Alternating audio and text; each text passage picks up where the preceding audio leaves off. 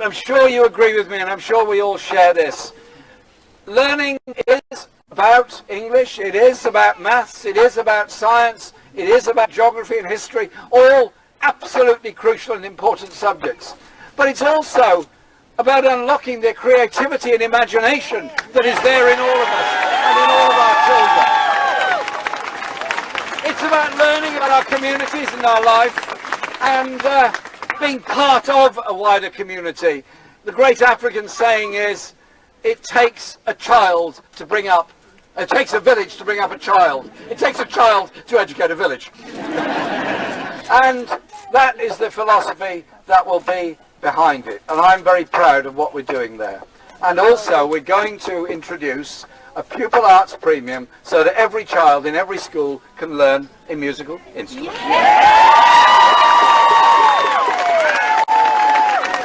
And before some incredibly expert writer in one of our broadsheet papers tells me all this is unnecessary and excessive nonsense, I'd simply say this: you do well at music, you do well at maths, you do well at maths, you do well at music. Science, music and art are not that far apart. Let's bring the subjects together.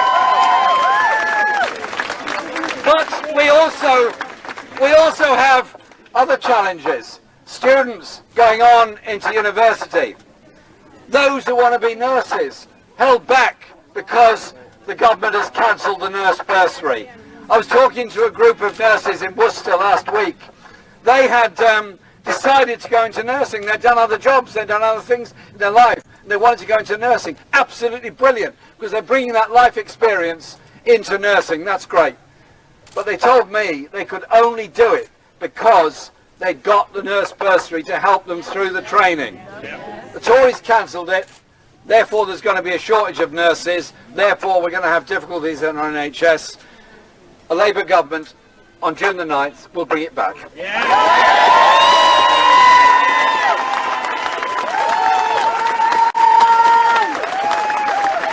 And as one who's been in Parliament and been around long enough to remember the days when going to university was a choice, not something you would approach with trepidation because you wonder what would happen in the future. We've looked at it, we've gone through it all very, very carefully, and we are utterly determined to get rid of student fees so that everyone can go to university.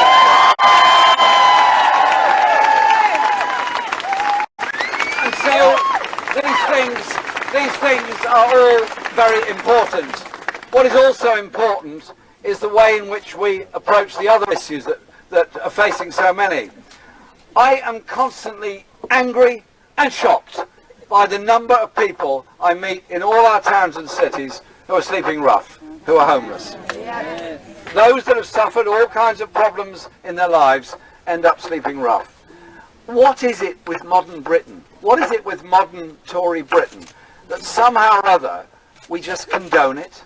We just accept it as one of those things. Sorry, it's not. It hasn't always been like that.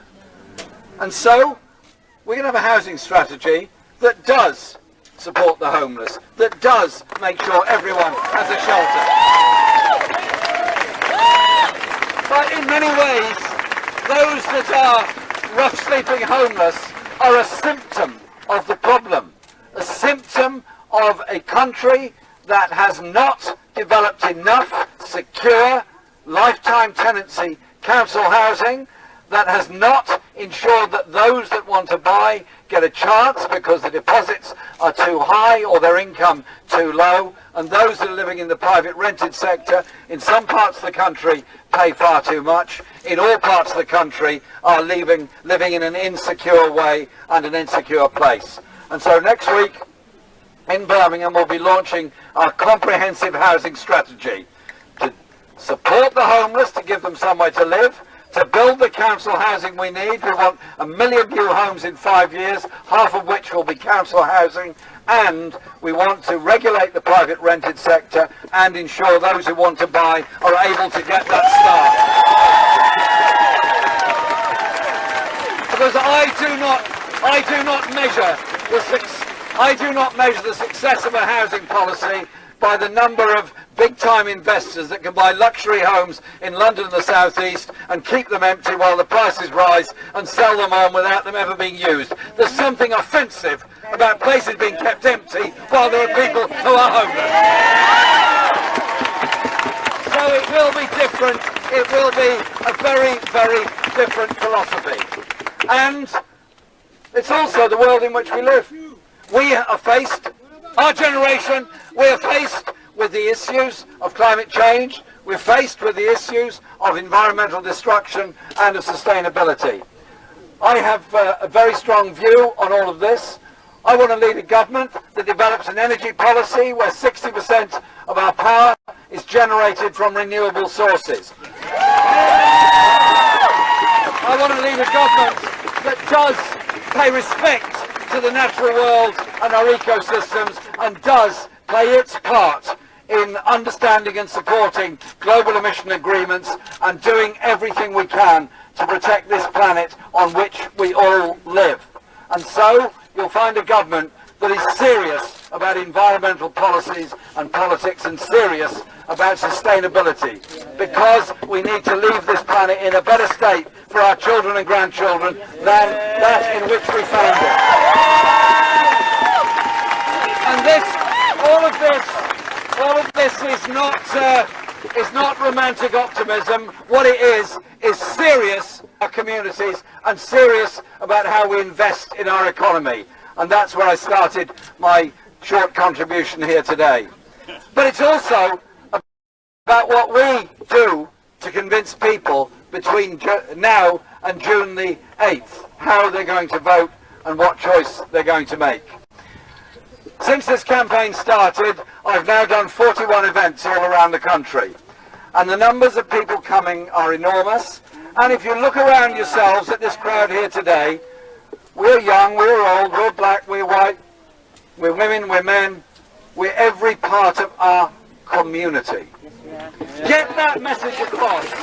Communities doing things together, achieve things together.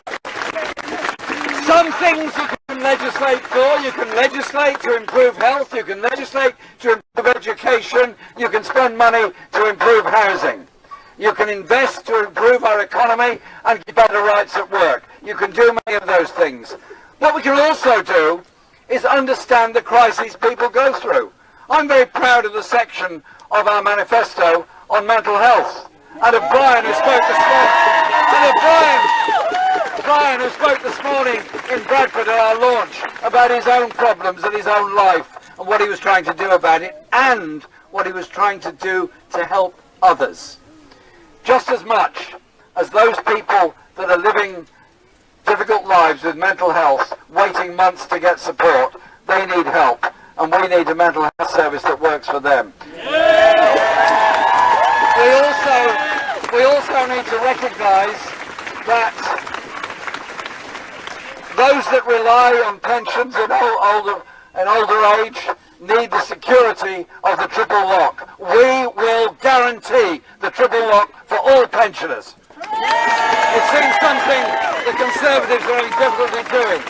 And we also recognise the way in which the WASPy women have been so changed by this government and will indeed deliver for them. Because I am determined that at the end of the period of a Labour government, this will be a society not riven by injustice, inequality, unnecessary poverty and underachievement of so many of our people, but will instead be stronger communities, stronger public services, a more efficient economy that works for all, with a real living wage for all of £10 an hour. None of this will be achieved if you're not registered to vote and don't vote. None of this will be achieved if we don't ensure that we gain constituencies we don't hold at the moment. This place is historic beyond belief in political terms. The political battles for the Colne Valley go back 100 years and more. I've read much of the history of it, but I haven't got time to give you all of that now. But in the steps of those that went before, to gain a victory for justice, for social justice, for decent housing, decent health, and a decent, caring society. I invite you all to get behind Thelma, work with her, knock on those doors, get those leaflets delivered, so that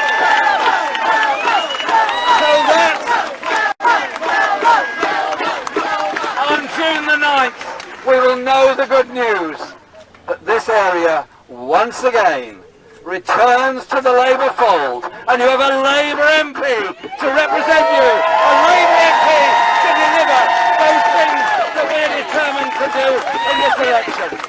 Our manifesto, which I'd hoped to hold up for you, but one hasn't managed to make it from the bus to my hands, but Thelma now has one, which I will hold up. You hold me now. Thank you very much, but don't take it away. Seamless. There you are. For the many, not the few. That's our slogan, that's our watchword, that's our message, that's our inspiration. Go for it! Thank you very much!